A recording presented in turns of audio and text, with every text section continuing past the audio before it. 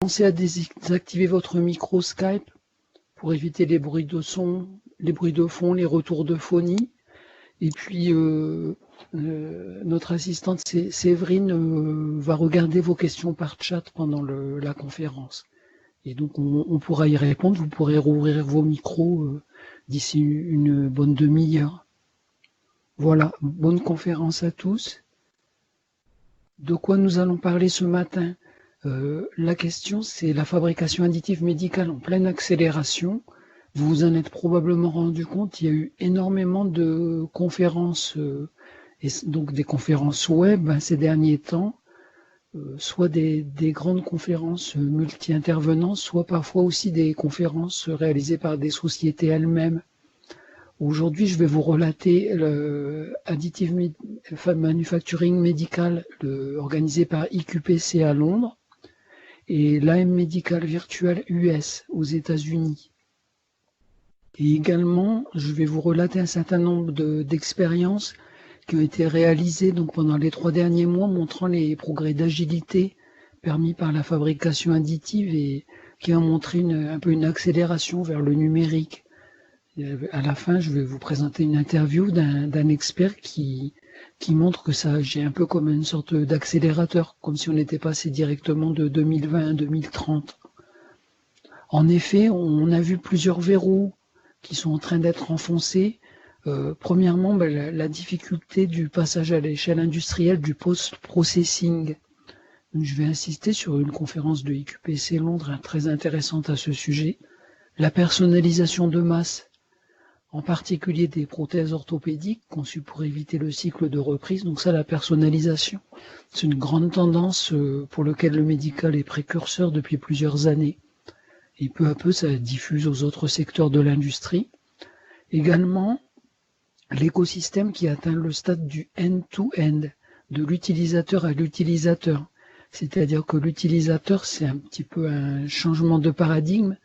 Au lieu d'avoir une organisation B2B ou B2C, l'utilisateur est vraiment au centre et par cercle concentrique, selon les user cases qui fonctionnent, l'entreprise s'organise pour répondre.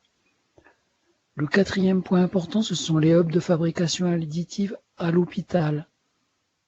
On voit parfois dans certains grands secteurs donneurs d'ordre où des sous-traitants sont positionnés tout près de la chaîne du donneur d'ordre, comme par exemple dans les traitements de surface dans l'automobile.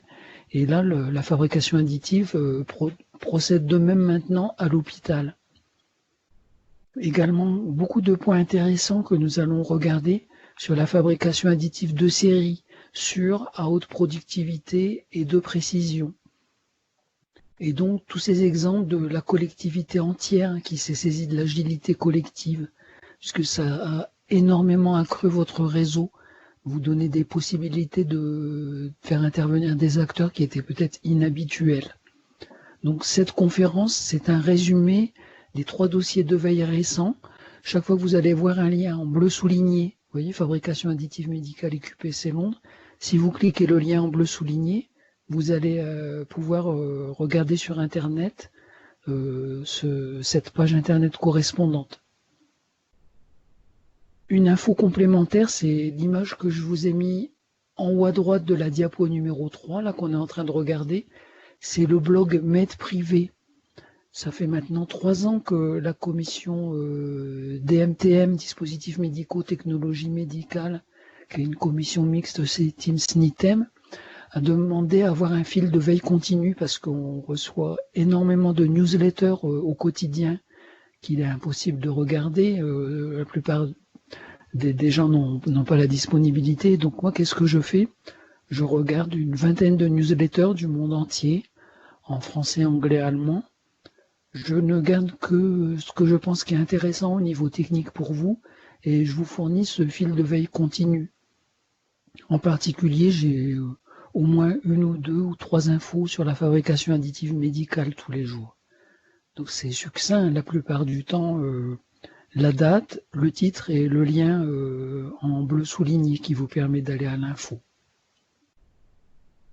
On va passer tout de suite à diapo numéro 4, le passage du post-traitement à l'échelle industrielle. C'est une présentation très intéressante de la société allemande Hirtenberger, qui a travaillé cette automatisation du post-processing, parce que effectivement, en fab additive, on vise le numérique, bien sûr, mais la chaîne de processus, elle est encore pour l'instant hétérogène. C'est-à-dire qu'il y a des technologies et des étapes qui sont très différentes, qui sont optimisées séparément. Certaines étapes sont déjà bien sûr numériques, mais d'autres sont purement mécaniques. Et il y a de nombreuses interfaces encore à définir, pas d'automatisation globale, pas de normes pour une chaîne de processus fermée. Après l'étape de fabrication additive, la pièce est loin d'être finie, et c'est ce qu'on voit dans l'image en bas à droite de la diapo 4. Ce qu'on attend de la pièce, c'est un stade de football bien tondu, et puis en réalité, qu'est-ce qu'on obtient? C'est plutôt une cambrousse avec une grande variété de rugosité. Donc il y a beaucoup de travail à faire à partir de là. La diapo numéro 5 décrit le procédé, donc l'irtisation de la société Hirtenberger, qui a travaillé pour le polissage de pièces métal imprimées 3D. Ça convient pour tous les métaux et alliages, TIAL 4V, TI6AL 4V, TA6V, quoi, ALS10MG, Scalmalloy, différents aciers inoxydables, Inconel, bientôt les alliages de cuivre, cobalt, chrome. Et cela pour les différentes variantes de fabrication additive, LBM, EBM, etc. Ça permet de maintenir des profils de surface définis, un effet de lissage reproductible, avec un degré de lissage qui peut être largement ajusté selon les besoins. Soit on veut juste éliminer les particules, éliminer les supports, faire un lissage général, faire un polissage élevé. Bon, le principe à l'origine est assez simple, c'est ce qu'on voit sur l'image à droite de la diapo 5, c'est de l'électrochimie dynamique. Donc la pièce est en anode, et puis le système fonctionne avec des cathodes. Les médias liquides doivent pouvoir atteindre les structures et les canaux. Idéalement, ce qui est présenté, c'est de procéder en 3 étapes. Premièrement, d'enlever les structures de support pour atteindre une rugosité de RA100, aller jusqu'à une rugosité RA10. Étape 2, une mise à niveau générale pour atteindre une rugosité RA2. Et puis l'étape 3, un polissage élevé jusqu'à RA05.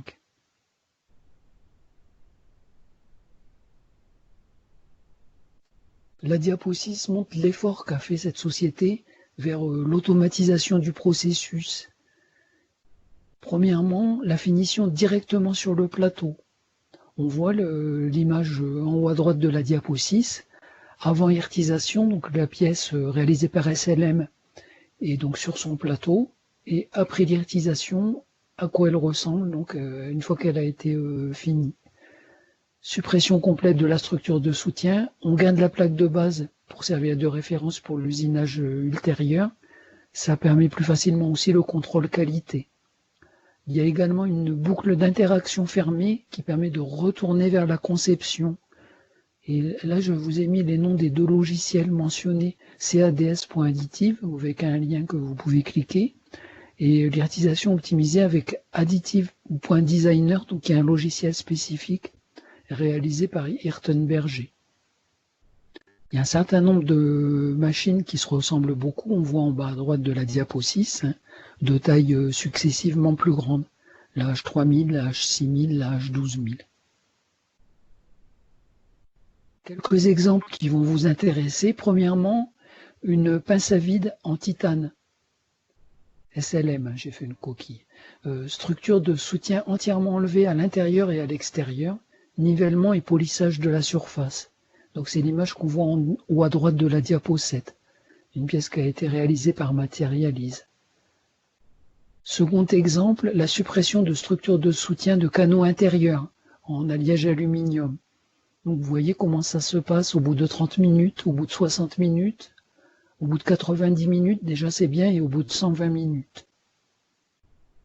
En bas de la diapo 7, on voit le polissage de canaux de refroidissement en inox, en hélice.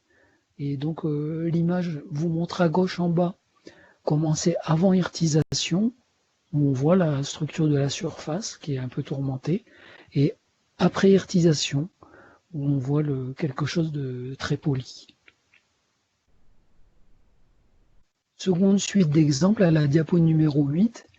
Encore plus intéressant, ce sont les structures filigranes pour la croissance osseuse.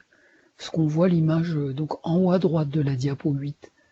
On voit une prothèse et on voit la structure de la surface telle qu'elle a été travaillée. Au milieu de la diapo 8, vous avez des stents. Donc c'est également des choses qui peuvent être travaillées par inertisation. Et en bas, vous avez des vis d'implant. Où là, ça peut être assez délicat d'éliminer les particules fondues à la surface, à l'intérieur du canal et à l'extérieur.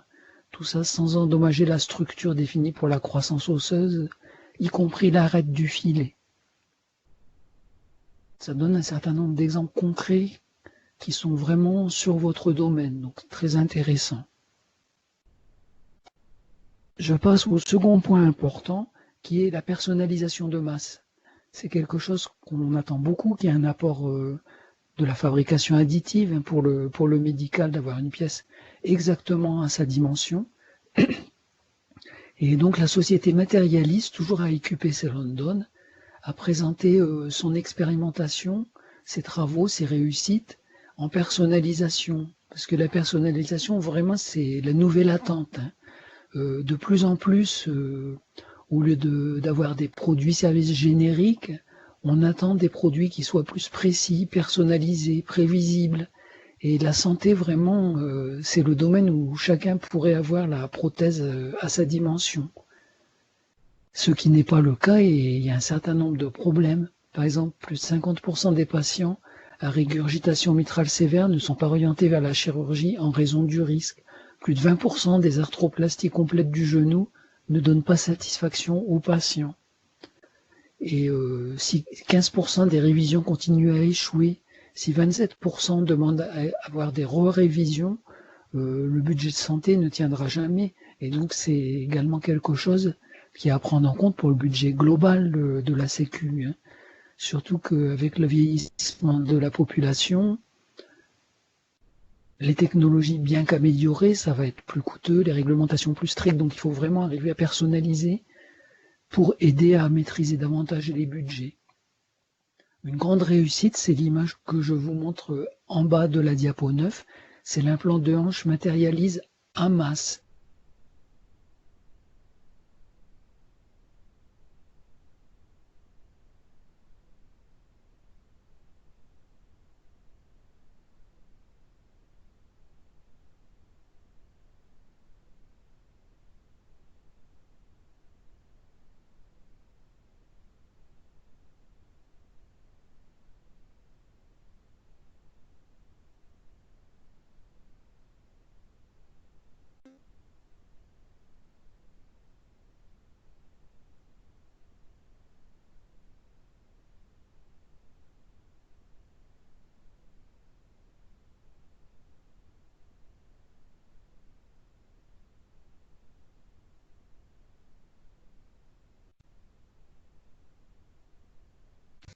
Oui, Jean-Marc, je crois qu'on t'entend plus.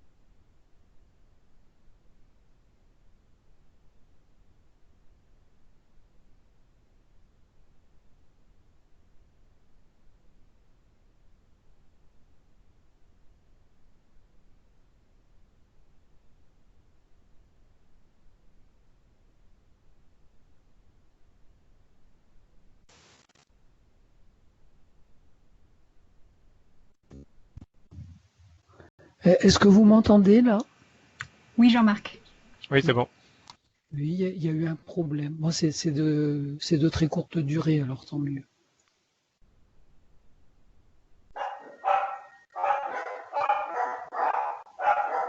Alors je reprends au bas de la diapo numéro 10, c'est-à-dire que c'est assez complexe dès qu'on veut s'attaquer à la personnalisation de masse. Il faut prendre en compte un certain nombre d'étapes, donc qui est mentionné sur cette diapo. À la fois les plans chirurgicaux pour la salle d'opération, l'automatisation du process, la modélisation avancée, etc.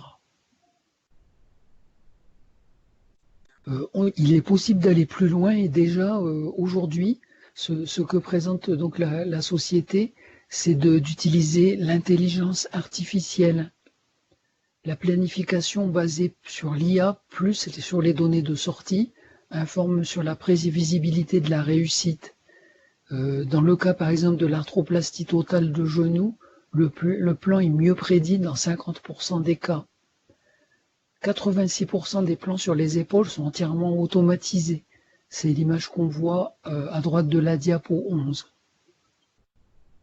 L'objectif également, c'est la réduction de coûts, c'est-à-dire de consommer moins de matière, moins de support, donc d'utiliser davantage la simulation, l'analyse d'images en ligne, c'est également un des grands progrès futurs. Quels sont les logiciels qui ont été utilisés donc, par la société Materialise?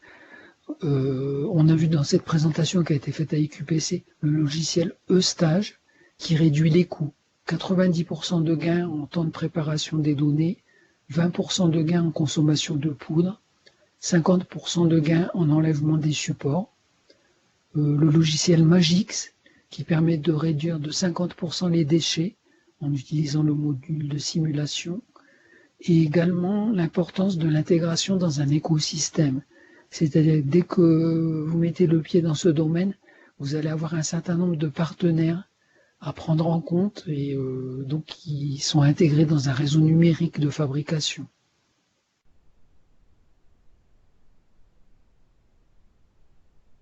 Le second point important, c'est le fait que ça n'est plus uniquement dans l'usine, mais les lieux changent. Il y a un partage entre l'usine et puis le point de service dans l'hôpital, dans la clinique, à l'endroit où c'est nécessaire. Donc il y a tout un système à mettre en point avec ces différents partenaires. Et déjà aujourd'hui, on voit à l'hôpital 25% des chirurgiens qui utiliseront des modèles 3D du patient avant l'opération en 2021. C'est l'image qui est en bas à droite de la diapo 13, une analyse faite par la société Gartner.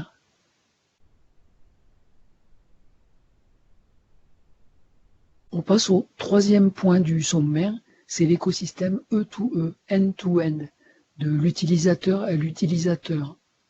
Là, c'est la société Johnson & Johnson qui a expliqué comment elle avait utilisé ce end-to-end pour transformer son fonctionnement et son écosystème.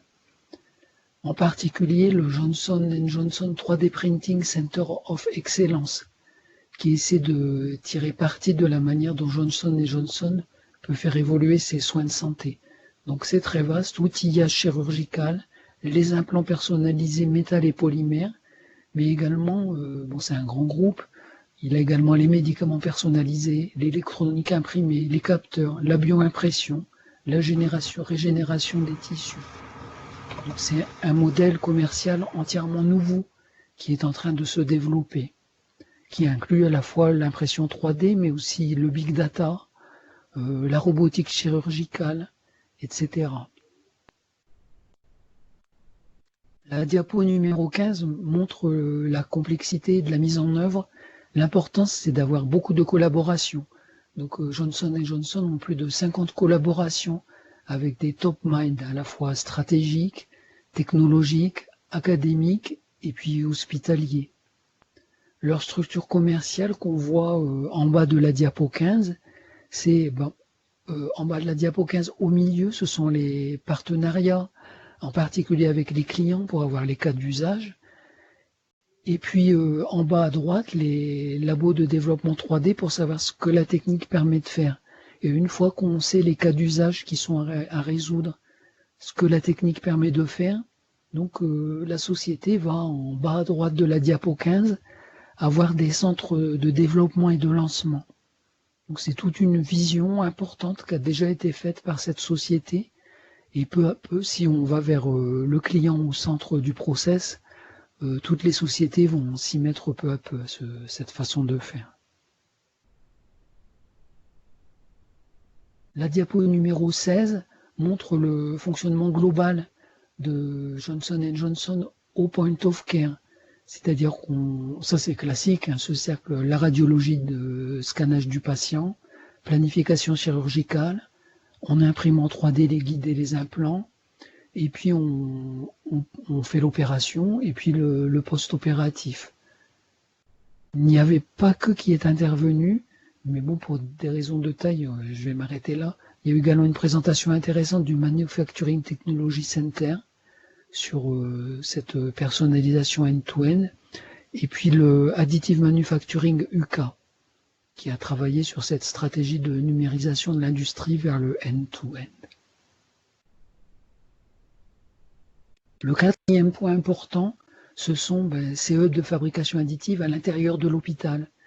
La société 3D Liveprint a fait une conférence sur ce sujet. L'impression 3D utilisée pour concevoir, fournir des dispositifs médicaux spécifiques aux patients à partir d'une installation intégrée dans l'hôpital.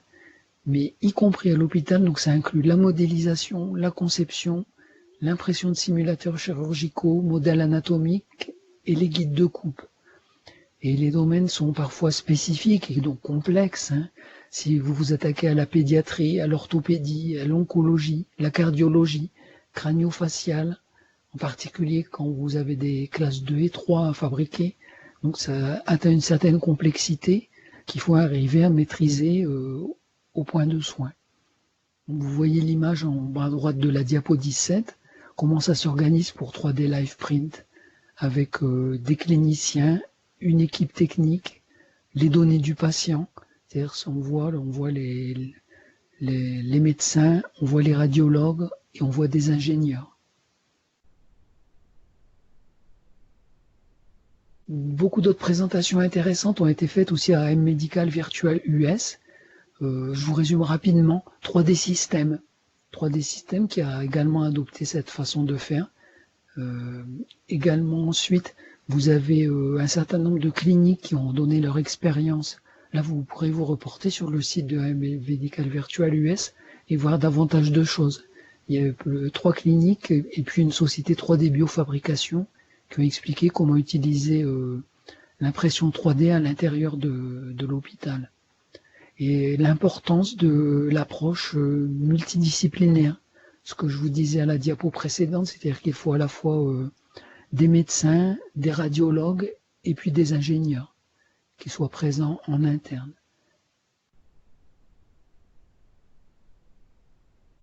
Il y a eu quelque chose d'intéressant à ce congrès à distance de la SME. Déjà, c'est une équipe importante. Ils ont une quinzaine de personnes à la SME qui sont rien que sur la fabrication additive médicale. Donc ça, c'est assez impressionnant. Si vous pouvez cliquer sur le lien que je vous ai mis en haut de la diapo 19, vous aurez leur rapport complet d'activité avec toutes les personnes concernées et ce qu'ils font.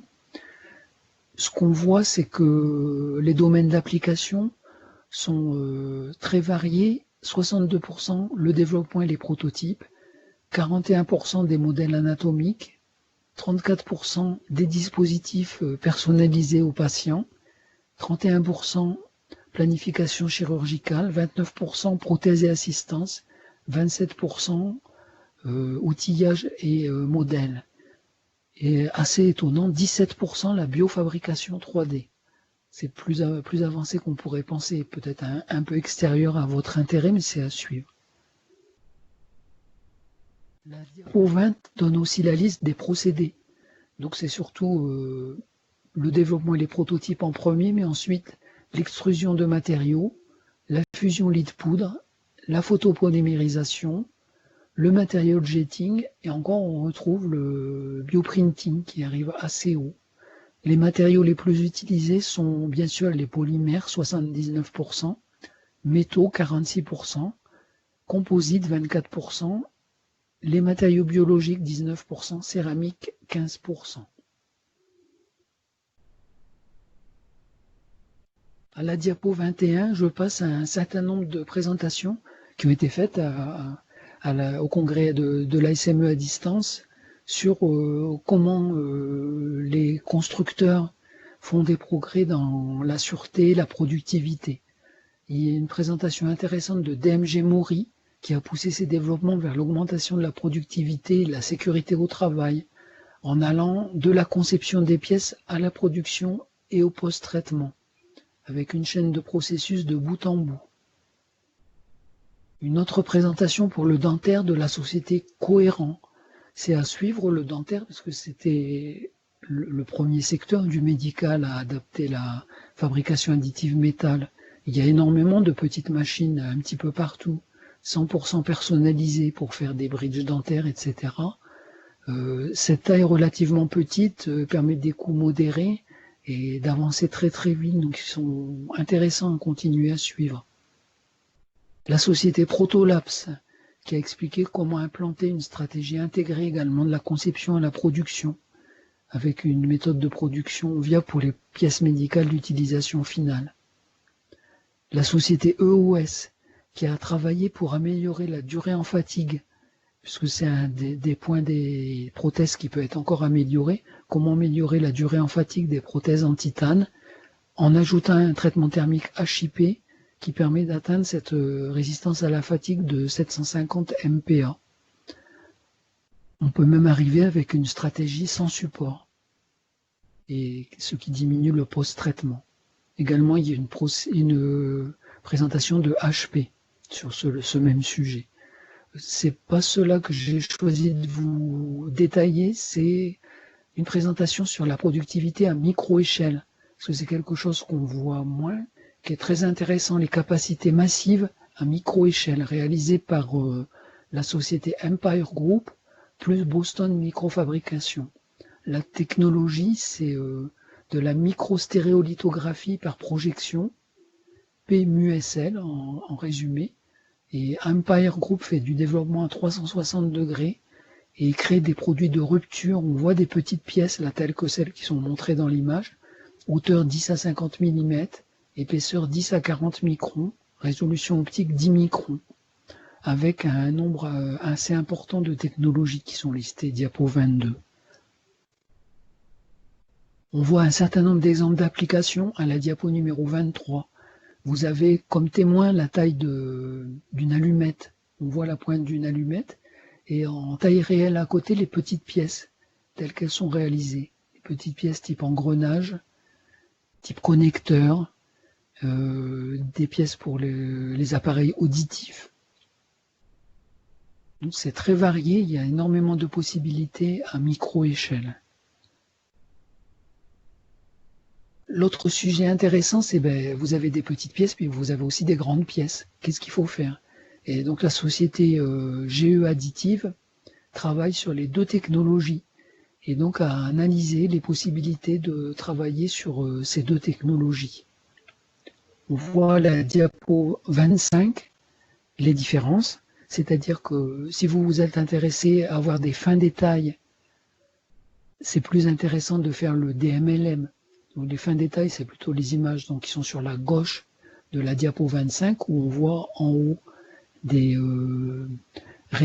réseaux assez fins et puis donc des pièces plutôt petites, plutôt fines. Et à droite, ce sont pour des grands volumes où on peut le faire en EBM avec des pièces plus grandes, des plus grands volumes, des plus grandes quantités. La diapo 26 donne des exemples de pièces qui sont réalisées, EBM et DMLM. L'intérêt de mentionner, c'est que ce qui est écrit en bas de la diapo 26, 68% des pièces sont désormais une structure poreuse complexe. La plupart en production standard, mais patient spécifique. Alors peut-être le point le plus intéressant de toutes ces conférences, ça apparaît qu'en diapo 27, mais ça vaut vraiment un zoom, c'est le travail fait par la société ZES, puisqu'on a vu dès la diapo 1 que le processus n'était pas continu en flux numérique, Et donc ZES, eux, ils ont essayé de le faire au niveau du contrôle, c'est-à-dire ce qu'ils appellent la caractérisation holistique des matériaux et procédés. Holistique, c'est prenant en compte l'ensemble de la chaîne, c'est d'avoir cet ensemble de systèmes de contrôle qui va de la caractérisation de la poudre, c'est ce qu'on voit en bas à gauche dans l'image de la diapo 27, caractérisation de la poudre par SEM, LM, X-ray tomographie. En deuxième, l'inspection du lit de poudre dans le processus, plus l'analyse de données qui va avec. En troisième, le post-printing, quelle est la qualité de la pièce également, donc les techniques qui sont mentionnées, SEM, LM, tomographie X. En quatrième, mesure dimensionnelle et de l'état de surface. Également un certain nombre de technologies variées qui sont utilisées, un CMM, machine à mesurer 3D, tomographie X, scanner 3D, qui est un des grands progrès récents, et puis l'analyse des données du processus pour retourner vers la conception, avec des outils pays web, outils d'analyse et de corrélation. Donc ça, c'est vraiment un progrès intéressant, on n'en parle pas assez. Donc de la même façon, ceux qui veulent, j'avais essayé d'enlever les PDF entre parenthèses là parce que ça faisait pas très beau, mais là celui-là est resté. Ceux qui veulent, j'ai les PDF de la plupart des présentations donc que je peux donner. Au final de cette conférence AM Medical Virtual US, il y a eu la chaîne de la communauté qui s'est organisée avec le coronavirus très très vite. Bon, bien sûr, il y a eu des initiatives éparses, mais ce grand réseau de la SME a permis d'organiser très vite une chaîne de réponse à l'échelle des USA, donc très vaste. Il y a eu des documents d'aide, un starter guide, des protocoles, 564 designs qui ont été publiés, 140 makers qui les ont utilisés. Et là, vous avez les liens qui permettent de voir justement tous ces standards qui ont été mis au point rapidement pour faire des masques, etc.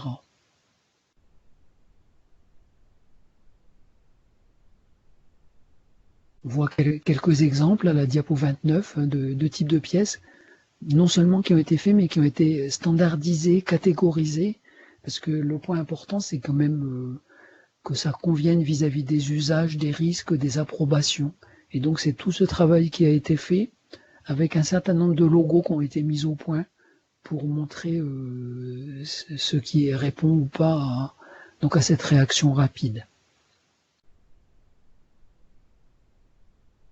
Puisque donc c'est ça qu'on a vu donc au trimestre passé, c'est ce que je vous montre à partir de la diapo 30, c'est l'agilité qui a permis de répondre face à la crise du coronavirus avec une mobilisation universelle, donc des majors comme Ford, Boeing, HP, Medtronic, l'US Army, etc., qui ont financé, conçu, produit une batterie d'équipements de protection, qui ont mis à disposition leurs machines, et puis tous les artisans d'impression 3D également qui ont pu se brancher, faire des pièces qui pouvaient aller dans des équipements, organiser le système. Donc ça a été un vaste mouvement d'organisation donc là je vous décris rapidement à cette diapo 30. Diapo 31, il y a l'exemple par exemple de l'organisation des vétérans, le système de santé des vétérans de l'armée américaine, qui avait des machines d'impression 3D déjà, et très vite ils ont organisé sur le site de Puget Sound comment fabriquer et tout de suite le dupliquer dans leurs 33 sites dans l'ensemble des États-Unis. Des hubs également qui ont été mis en place, qu'on voit dans la revue 3D Printing, des hubs d'ensemble qui ont été organisés, par exemple par Formlab, par le Smile Direct Club, par Autodesk, un grand nombre d'initiatives. Voici quelques exemples aux diapos suivantes. Il y a bien sûr, ce sont des produits basiques, mais qui ont été extrêmement utiles. Les écrans faciaux, les visières, et là, beaucoup d'acteurs Carbone, Blue Origin aux USA, des sociétés des pays de l'Est, le groupe Renault, toutes les sociétés qui produisent des machines Stratasys, 3D Systems, HP, etc., beaucoup d'équipes de volontaires donc, qui ont permis de faire ces pièces. En Chine, par exemple, ils se sont organisés pour faire ça de façon industrielle. 2000 lunettes de protection par jour. Donc c'est l'organisation qu'on voit en haut à droite de la diapo 33. La société Robos en Italie, qui a fait des moules pour masques. La société Stratasys, qui a réussi à faire 5000 écrans en moins d'une semaine. C'est l'image qu'on voit en bas à droite de la diapo 33, etc. Puis on arrive à des composants plus complexes à la diapo 34. Vous avez des respirateurs, des ventilateurs, les valves de ventilateurs qui ont été mises au point par les valves Venturi d'Isinova en Italie. C'est ce qu'on voit en bas de la diapo 34. Donc vous voyez ces valves qui sont faites en grande quantité, en fabrication additive, et utilisées dans les hôpitaux italiens. Donc diapo 35, vous avez d'autres exemples, je passe rapidement. Diapo 36, des écouvillons, des équipements de test. Diapo 37, ce que vous avez utilisé ces dernières semaines, c'est les poignées de porte, ouvre-porte, de façon à ne pas avoir à toucher les poignées. En particulier, vous avez l'exemple de Matérialise et de BCN 3D. Donc ça maintenant, ça vous est familier. Il y a 3 mois, probablement personne connaissait ces ouvre-portes. Également des porte-flacons, même les cabines de quarantaine. Et je ne l'ai probablement pas mis en image, mais vous avez un certain nombre de cabines comme ça d'isolation qui ont été mises dans des gymnases, dans des grandes salles, pour répondre aux besoins en urgence. Donc ce grand progrès de organisation agilité qui a organisé des réseaux. Et probablement, même la plupart d'entre vous, vous avez été impliqués dans un certain nombre de réseaux. Ça vous a permis de côtoyer des acteurs que vous n'étiez pas habitués à voir ou que vous voyez moins souvent. Et ça a été un grand accroissement du réseau. Donc, ce qui est vu, c'est l'interview de Tiger Buford, qui est importante à décrire. L'effet Covid, accélérateur de perturbation, comme si on était allé directement en 2030. Donc M. Buffon, c'est quelqu'un qui a une expérience immense, qui a travaillé chez Richards Medical, puis Smith & Nephew, puis Intermedix, puis Zimmer Biomet, puis Wright Medical, puis Novalign, Active Implant et Ellipse Technologies. Donc je suppose que ça s'est fait pendant 40 ans, mais c'est assez impressionnant. Et il explique maintenant, il est consultant. Faut pas croire, beaucoup pensent que nous allons revenir à la normale. Pour lui, ce n'est pas le cas. Il considère l'effet Covid comme un accélérateur de perturbation, en particulier pour l'industrie orthopédique, qui l'intéresse davantage. Les entreprises orthopédiques qui auraient fermé vont être davantage fragilisées. La formation chirurgicale en réalité virtuelle n'est plus pour dans 10 ans, mais pour dans quelques mois. Les grands systèmes robotiques ne vont plus être éclipsés par de nouveaux petits systèmes dans quelques années, mais maintenant. Le travail à distance, on pensait que c'était pas possible, que c'était pour dans des années. Et l'expérience a montré que c'est déjà possible aujourd'hui. Donc il ne faut pas non plus s'accrocher aux technologies en difficulté, qui sont celles qui créent un fardeau. Il va y avoir de moins en moins, surtout avec une restriction des finances, la possibilité de tolérer des stocks, des plateaux d'autoclave, des gros robots, des systèmes complexes qui mobilisent du personnel. Les tendances que Tiger Buford a vues, qui sont accélérées, c'est par exemple le représentant virtuel, la formation en chirurgie par réalité virtuelle, la télémédecine, la génomique. Alors, il y a une difficulté pour les startups ou les entreprises en démarrage, parce qu'il y a une difficulté de financement. Également une difficulté pour les grandes entreprises qui vont être surendettées, confrontées à la baisse des ventes. Et ça donne un avantage aux entreprises qui sont non endettées ou moins endettées et disposant de liquidités.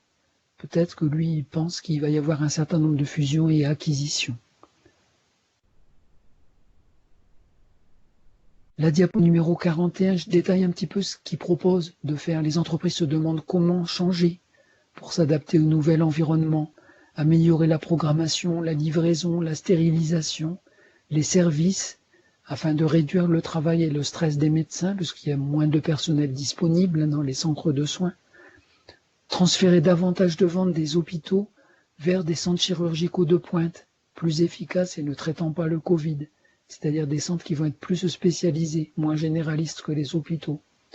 Et l'orthopédie qui se transforme, combinant mécanique, logiciel, vision, mécatronique, intelligence électrique et artificielle, le machine learning. Lui, il voit que les PDG de demain auront besoin de diplômes techniques combinés. Un MBA, ça ne va pas suffire, il va falloir des compétences techniques dans ces différents domaines mentionnés. L'importance des relations technico-commerciales, fournir un soutien chirurgical, mais avec moins de contacts possibles, donc davantage de soutien virtuel. Certifier que les représentants commerciaux sont exempts de Covid avant qu'ils n'entrent à l'hôpital. Donc ça, c'est peut-être un petit peu moins prégnant maintenant, mais peut-être qu'à la longue, il faudra avoir quelque chose prouvant que on peut venir sur le site. Former les chirurgiens sans présentiel. À plus long terme, il y aura moins de contacts humains. Assurer de très longues périodes de travail parce que les hôpitaux fonctionnent 24/24, 7 sur 7. Tirer parti du marketing numérique, des webinaires, des fêtes de promotion à distance, le marketing numérique ciblé. Également, il explique à quoi pourrait ressembler un nouveau cycle d'innovation. Les entreprises innovantes, elles travaillent à partir de user case, d'idées de chirurgiens. Donc la vraie innovation, c'est la combinaison d'un chirurgien non conventionnel et d'une entreprise qui prend des risques. Là, je vous ai listé un certain nombre d'inventions qui ont été réalisées ces années précédentes, qui sont le fruit de collaboration entre un chirurgien innovant et puis une entreprise qui a eu le courage d'aller jusqu'au bout. Donc il y a plein de chirurgiens et idées nouvelles. La difficulté, ce sont les réglementations, le juridique, pour pouvoir travailler avec les sociétés d'orthopédie. Donc pour ça, les sociétés d'orthopédie qui sont organisées peuvent mettre en place, utiliser leur qualité pour cela. J'espère ne pas avoir été trop long. Il y avait tout cela à dire, c'est beaucoup de choses. Encore aujourd'hui, vous avez des conférences sur la fabrication additive médicale chaque semaine que j'essaie de restituer sur mon fil de veille continu que vous pouvez voir dans vos emails. Donc, je vous remercie et puis on va regarder si certains d'entre vous ont des questions.